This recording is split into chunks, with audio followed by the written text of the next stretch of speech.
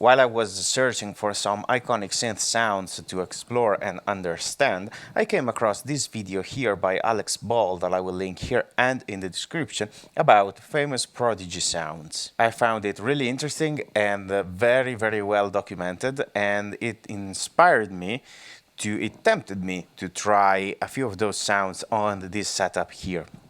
And I would like to start with Smack My Bitch Up.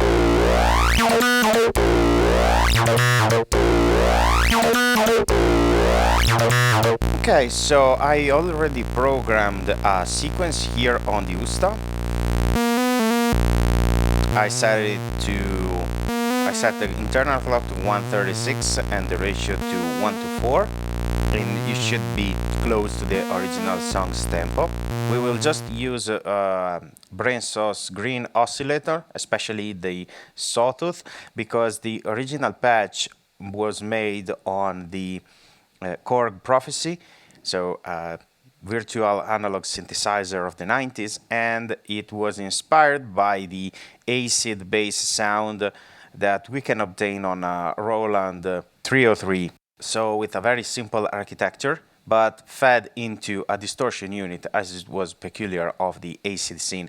And we already, if you remember, we already explored those sounds.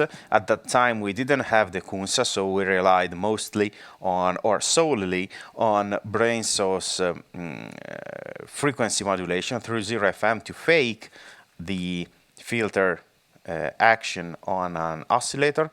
And I will link to that video here and in the description also.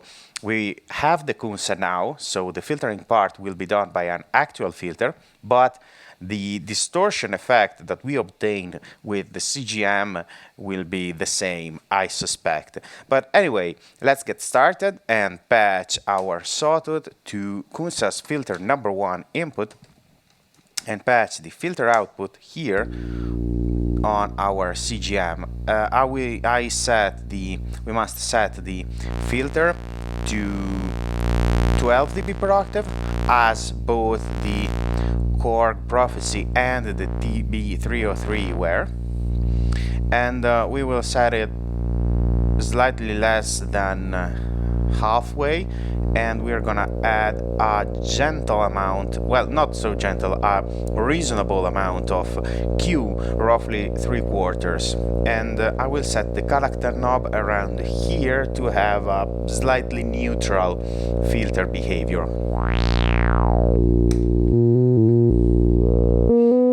Now, to get to the true sound, we need a few other options. We need the articulation, so envelopes controlling both the amplifier and the filter frequency, and we need a modulation on the cutoff frequency, and we need the distortion. Let us start from the envelopes. I will duplicate my gates out of the USTA sequencer on track 1 and send them to FALISTRI.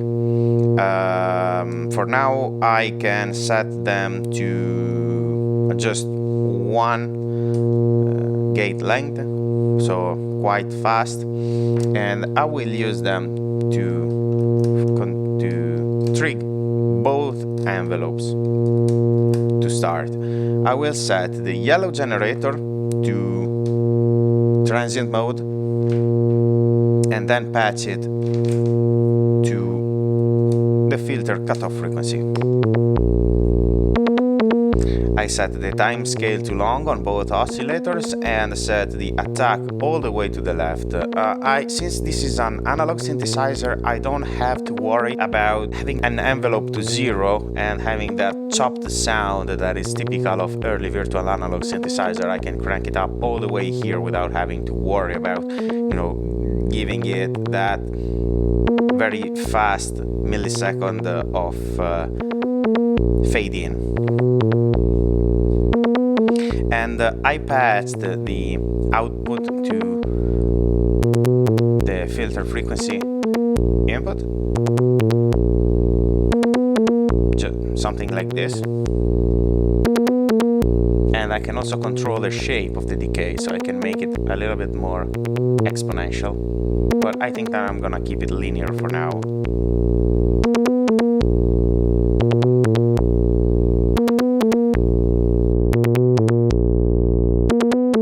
And then I will patch my green envelope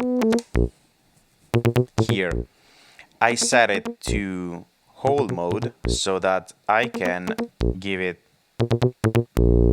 some length through here. For example, I think that this one and this one are longer.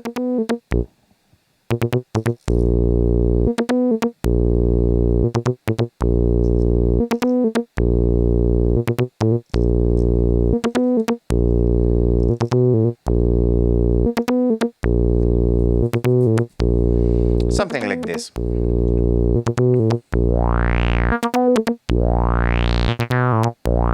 We are getting there, but of course we need two other things.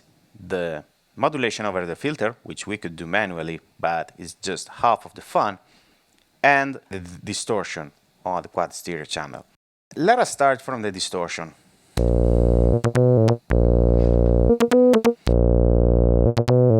Let's do it the easy way. Let's take the yellow effect send that I am not using and patch it back into the quad stereo channel, another channel like this one, for example. Then I want to open it up all the way and start feeding some sound through it. Nice! Oh wait, this is saturating. Let's tame. Let's see how it sounds. I think that we can have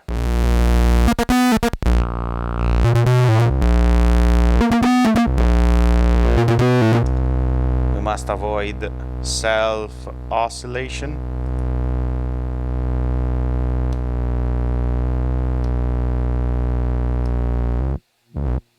There. Let's see.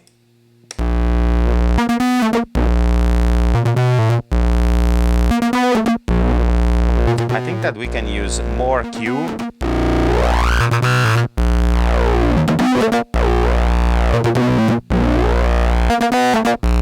Now, since I am using a very high Q setting, I may want to switch the filter to combo mode so that when it approaches a very low cutoff frequency, which is closer to the fundamental tone, it might give too much emphasis on the resonant frequency. And so if I scale it through this switch here, I may have a more natural sweep. Okay, this is more or less the concept. Now I want to automate this thing, and to do so I will need to modify my sequence, because if you see right now I have a very long B flat at the beginning, just like the original one, but I want to create a LFO shape kind of thing through the CVB parameter, and I want it to be clocked, because if you listen to the original song we have this kind of wah-wah effect, and I want to automate this behavior. So our pattern 1 is exactly 32 time units long. It's like 2 bars in a 4/4 pattern, and this stage here is 9 time units long, and I need to split it in 2, which can be, for example, 5 + 4 or 4 + 5. We will see which sounds the best. So in this case we split every note of the 2 riffs iteration into 2 separate stages, and I will use the gate length to tie them together like this.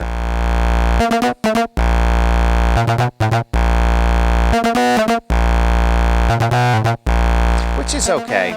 And then I will program a CVB track that I will use to control the frequency of my filter, and I will patch it. I can patch it to the default productive input, I can patch it to the ping circuit, or I can sum it with the 323, for example, and patch them both through this input here. But I think that it's easier to patch it here, because it will also add a gentle natural integration, for example like the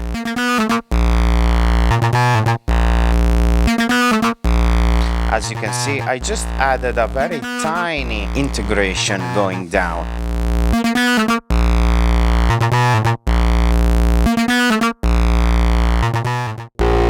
And now I can retain the stage length through this knob here, so I can find which one works the best.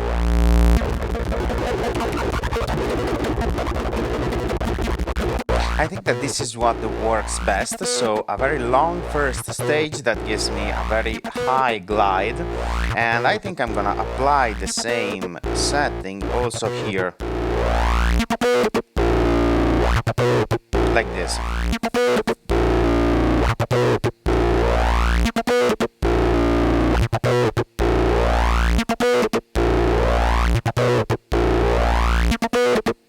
And I can also fine-tune the individual notes.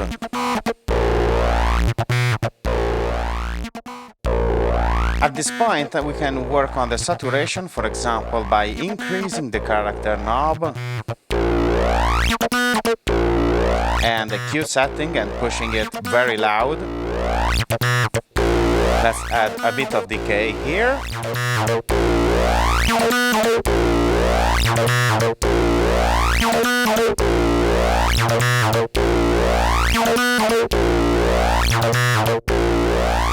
So I think that we can cap it here for today. I enjoyed this session because I am not used to distort after the filter, and it is always nice to roll up your sleeves and try some different techniques other than the one you are most comfortable with.